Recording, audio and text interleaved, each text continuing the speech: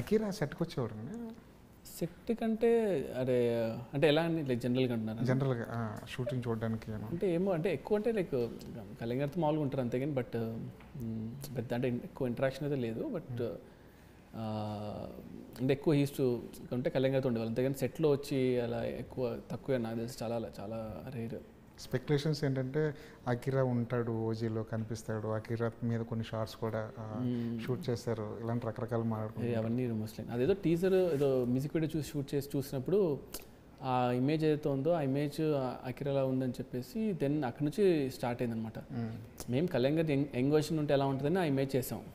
Young version అంటే ఇంకా అకిరాలా ఉంటారు అనేది ఆ థాట్ ఎవరికి లేదనమాట, రాలేదు, జెన్యున్గా మాకు అసలు లేదు. అలాంటి రాంగ్ ఎక్స్పెక్టేషన్ పెడదాం కూడా మాకు ఓజీకి సంబంధించిన బిగినింగ్ ఎపిసోడ్స్ ఏమైతే ఉన్నా అకిరాతో చేస్తే చాలా బాగుండేదని చాలామంది పవన్ కళ్యాణ్ ఫ్యాన్స్ అనుకుంటున్నారు. అదే మీకు అలాంటి థాట్ ఏమైనా వచ్చి అలా థాట్ ఏం లేకుండా, ఎందుకంటే అటెన్షన్ అంతా వేరే చోటుకి వెళ్తుంది, క్యారెక్టర్ ముందు వెళ్ళదు. మనకు జస్ట్ ఏంటంటే ఈ క్యారెక్టర్ షైన్ అవ్వాలని అనుకున్నాను, అందుకే ఐ డింట్ డూ.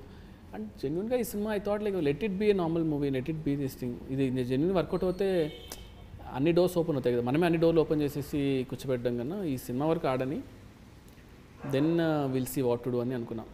థాట్స్ వచ్చింటాయి ఖచ్చితంగా, రాకుండా అయితే ఉండవు, బట్ అది ఓకే హోల్డ్ చేస్తాం. సుజిత్కి ఈ డాన్లు కదా దాని మీద ఏమన్నా ప్యాషన్ ఏమైనా ఉందా?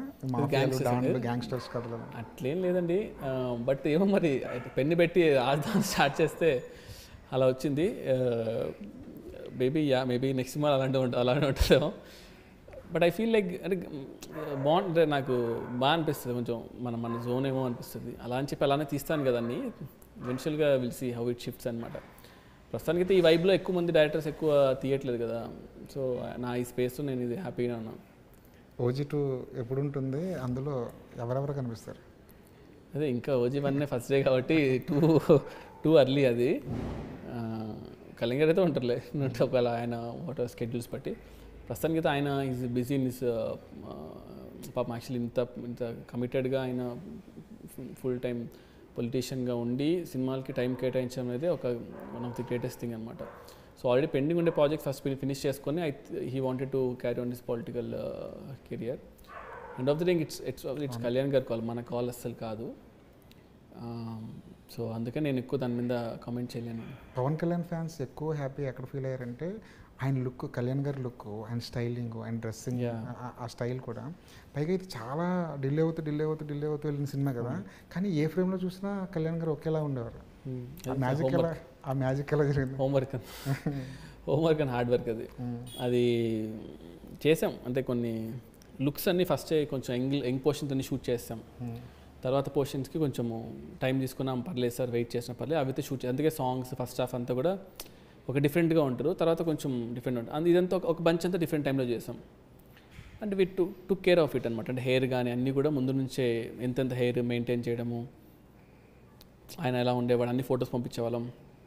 సో ఆయన కూడా సార్ కూడా చాలా డెడికేటెడ్గా యూస్ టు ఓకే ఇలా ఉందా నా లుక్ ఇలా ఉందని చెప్పి ఆయన వర్క్ చేశాడు. ఈ work around it and but అది కన్సిస్టెన్సీ చాలా కష్టం కదా జనరల్గా. ఎగ్జాక్ట్లీ ఈ మధ్య అదే సినిమాల్లో వీటికన్నా అవి ఎక్కువ ఉన్నాయి. అరే ఇది ఇట్లా అయిపోయాడు చూడరా, ఇది ఇక్కడ చూడరా, అవి ఎక్కువ ఉన్నాయి. అందుకనే ఇవన్నీ రాకుండా ఉండడానికి మేము ఒక హోంవర్క్ చేసాం అంతే.